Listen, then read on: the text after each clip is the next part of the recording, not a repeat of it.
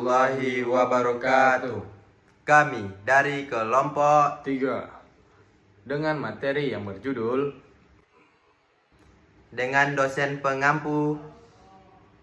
Gak usah lama-lama, langsung aja kita gas. Pengertian analisis SWOT. Analisis SWOT merupakan salah satu analisis strategi yang paling banyak digunakan dalam strategi manajemen dan perencanaan. SWOT dikembangkan sejak era 1960-an dan sering dikaitkan dengan proyek penelitian di Stanford Research Institute oleh Albert Humphrey. Merupakan atribusi tunggal tidak mutlak disepakati.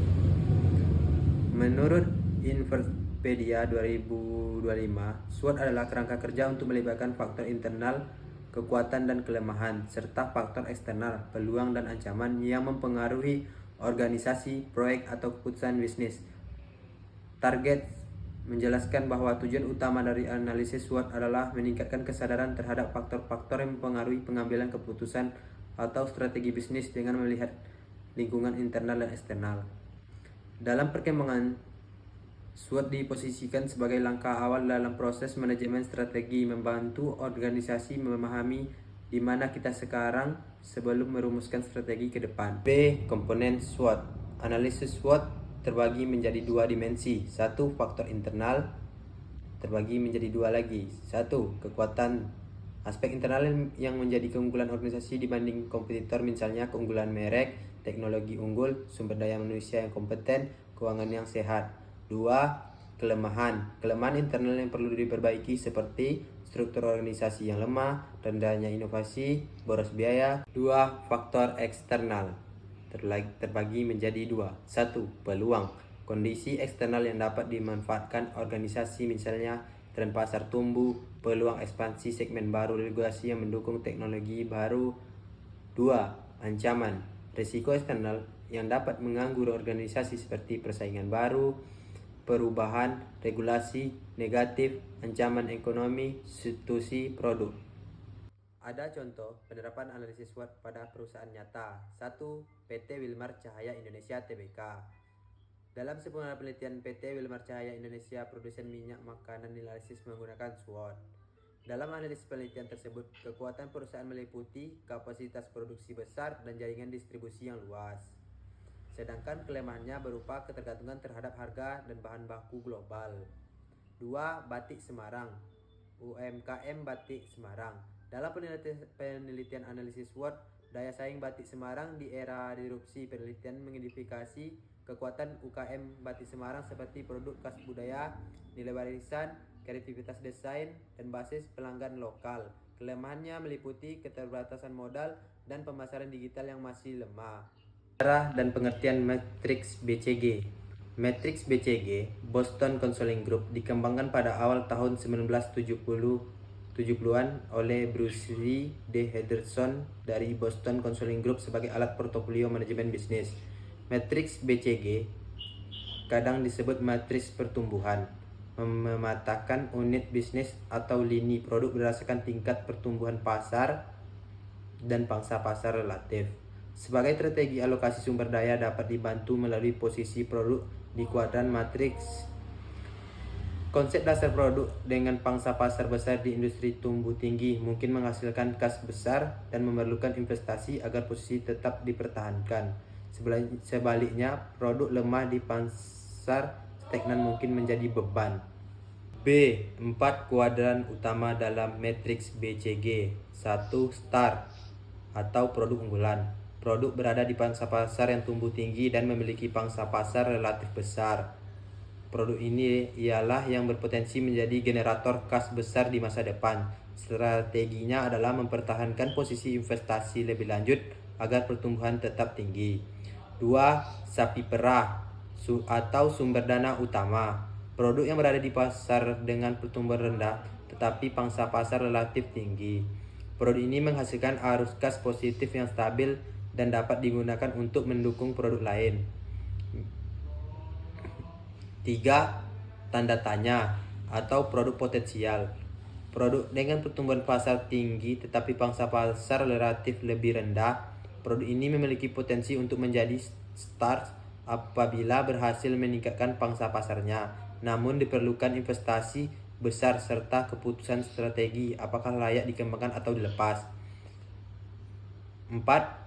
DOX atau produk kinerja rendah. Dengan pangsa pasar rendah dan berada di pasar yang tumbuh perlahan, produk ini berisiko menjadi beban karena potensi pertumbuhan dan keuntungan rendah. Strategi yang sering disarankan adalah melakukan efisiensi biaya, menjaga posisi minimal atau menghapus divestasi produk tersebut. Tujuan dan manfaat matriks BCG dalam manajemen portofolio produk. 1.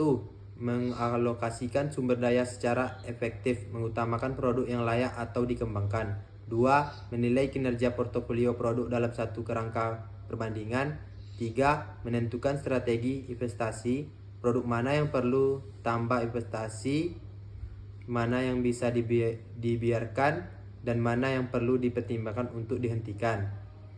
4. Menjaga keseimbangan portofolio antara produk yang menghasilkan kas dan produk yang berpotensi pertumbuhan. 5. Membantu pengambilan keputusan jangka panjang produk baru, diverifikasi atau menghapus produk.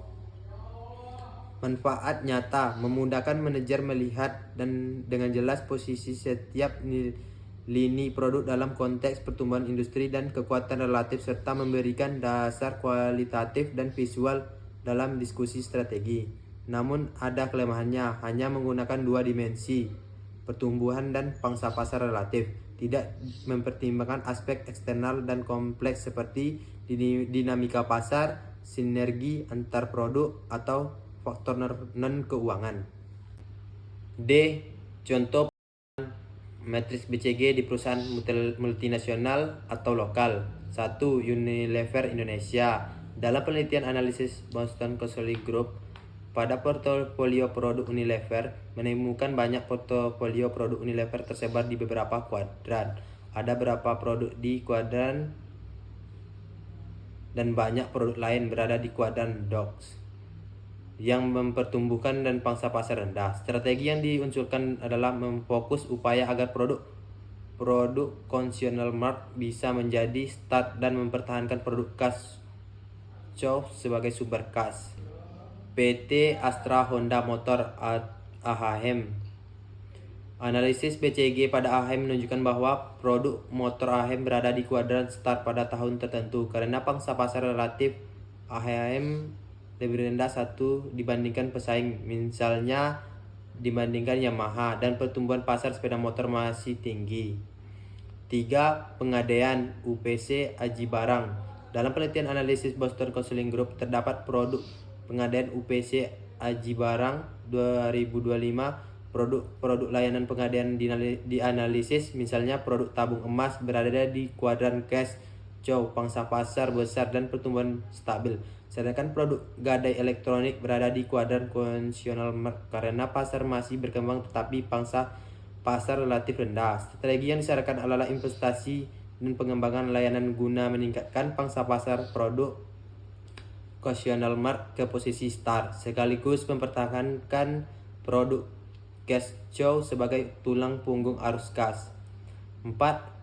Koperasi Simpan Pinjam Makmur Mandiri Cabang Purwokerto. Dalam penelitian analisis pangsa pasar dengan metode BCG matriks pada Koperasi Simpan Pinjam Makmur Mandiri, produk simpan dan kredit dihitung berdasarkan pertumbuhan dan pangsa pasar relatif.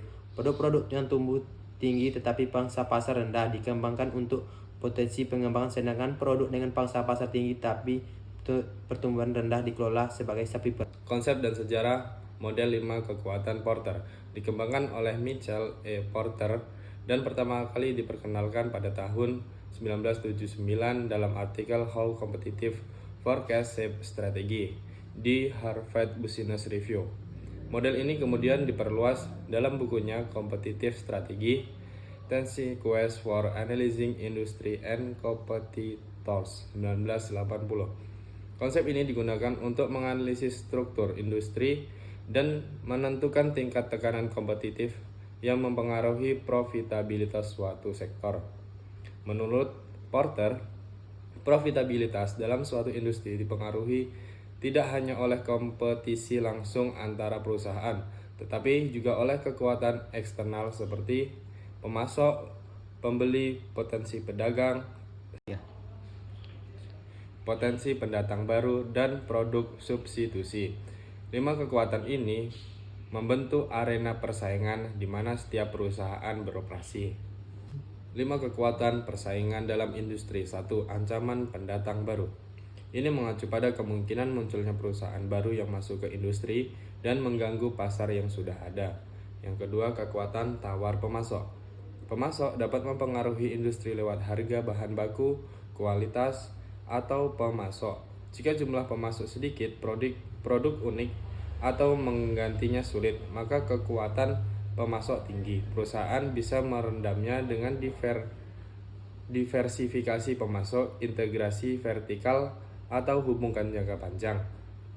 Yang ketiga, kekuatan tawar pembeli. 4. Ancaman produk pengganti. Produk pengganti memenuhi kebutuhan yang sama dengan cara berbeda, substitusi. Bila banyak substitusi tersedia dalam harga atau kemudahan yang kompetitif, maka tekanan bagi industri meningkat. 5. Persaingan antara perusahaan yang sudah ada. Ini merujuk seberapa kuat pesaing langsung di antara pemain dalam industri, misalnya peran harga, promosi agresif, inovasi produk, peran merek. Faktor yang mempengaruhi rivalitas banyak pesaing, pertumbuhan pasar stagnan, diferensiasi produk rendah, dan exit barrier tinggi. Fungsi analisis 5 kekuatan Porter dalam menilai daya saing industri. 1. Menilai daya tarik industri. Industri dengan tekanan kompetitif tinggi, misalnya ancaman tinggi dari substitusi atau pendatang baru, cenderung kurang menarik untuk investasi jangka panjang. Yang kedua, menentukan strategi kompetitif. Perusahaan dapat memilih antara strategi diferensiasi, kepemimpinan biaya, atau fokus segmen tertentu berdasarkan distribusi kekuatan. Yang ketiga, mengidentifikasi titik tekanan strategi.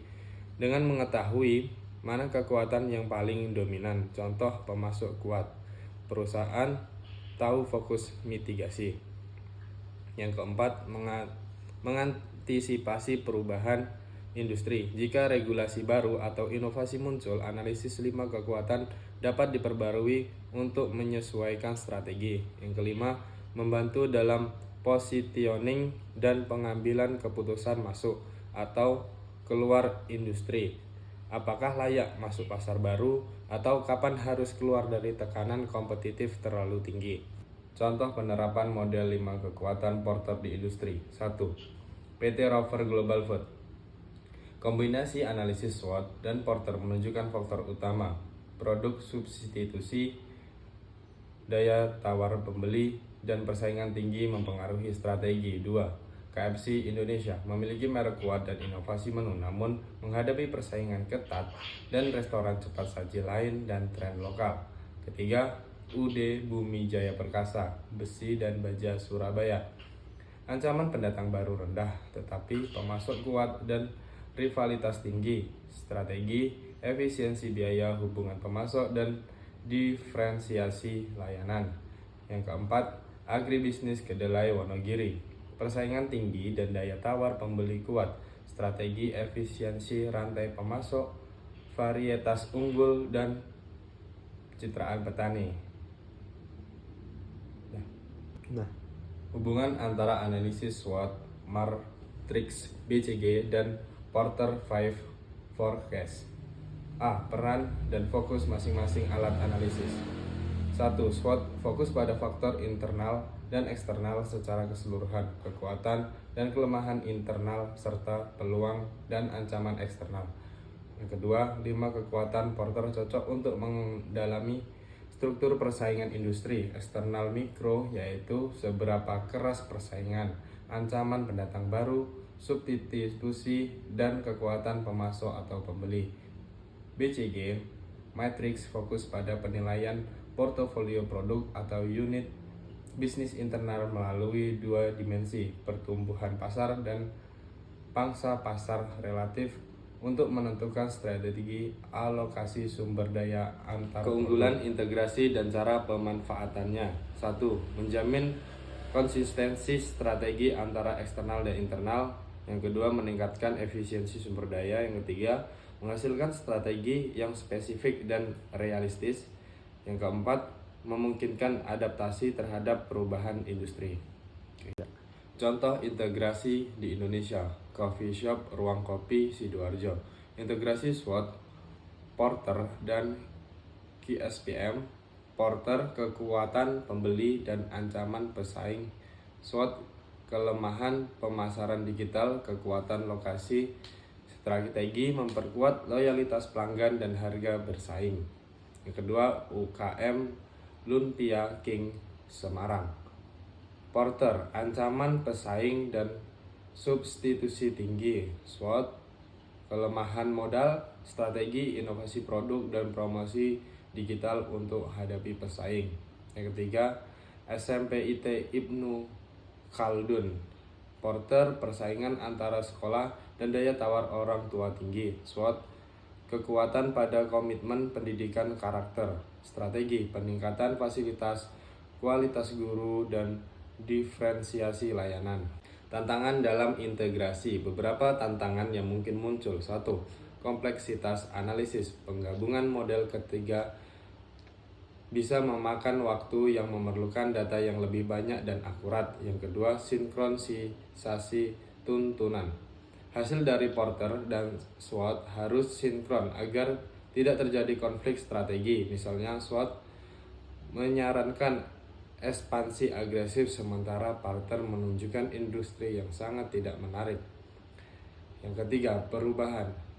Dinamis industri yang cepat berubah memerlukan pembaruan rutin dari analisis Porter dan penyesuaian posisi BCG secara berkala. Analisis SWOT membantu mengenai kekuatan, kelemahan, peluang, dan ancaman perusahaan. Matriks BCG menentukan prioritas dan alokasi sumber daya berdasarkan posisi produk. Model 5 kekuatan Porter menjelaskan tingkat persaingan industri melalui analisis pemasok, pembeli, pendatang baru, produk pengganti, dan pesaing. Ketiganya dapat diintegrasikan, Porter untuk analisis eksternal, SWOT untuk kondisi internal, dan BCG untuk strategi produk. Integrasi ini menghasilkan strategi bisnis yang komprehensif, efektif, dan berkelanjutan. Terima kasih, saya harap kalian semua mendapatkan pengetahuan yang berguna dari prestasi ini. Kurang dan lebih saya mohon maaf. Saya akhiri, wassalamualaikum warahmatullahi wabarakatuh.